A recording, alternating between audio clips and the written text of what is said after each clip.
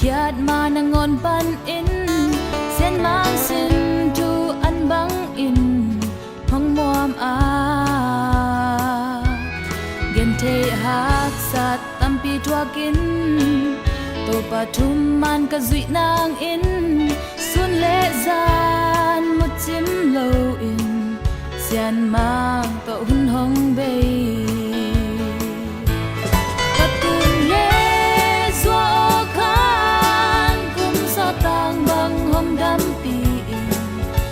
luan khi to nong khăn xóa na vẫn tối tê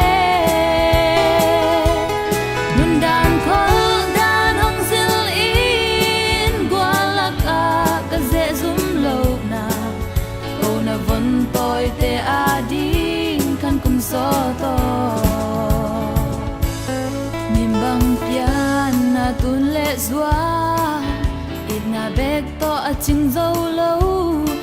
sian mang ít na ka sung nong muam a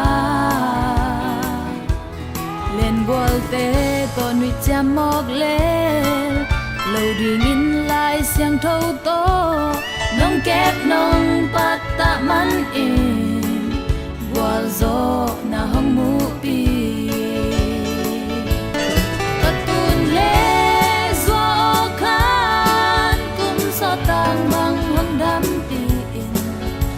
luan khi to nong khăn xóa na vẫn tối tê nun đàn khol đàn hong zil in qua lạc ka dễ zum lâu na câu na vẫn tối tê a ding khăn kum so to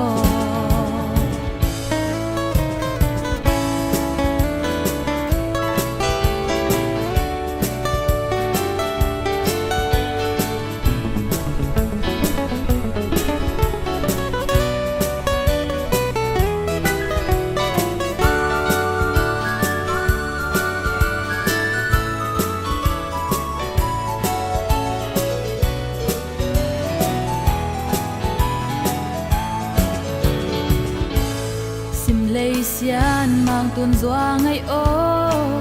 nong it na nong khwal na u ko van noai tuôn doa it na te pi bay chik ma chang chuk zo lâu đi na vẫn tôi te nong it na lia khăn kum so tang bang dam ding sian lum bang hong sung he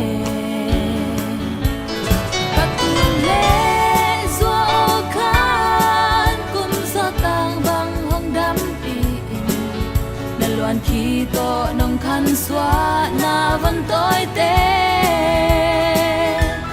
nun đàn khol đàn hong zil in qua lạc ka dễ zum lâu na câu na vẫn tối tê a ding khăn kum so to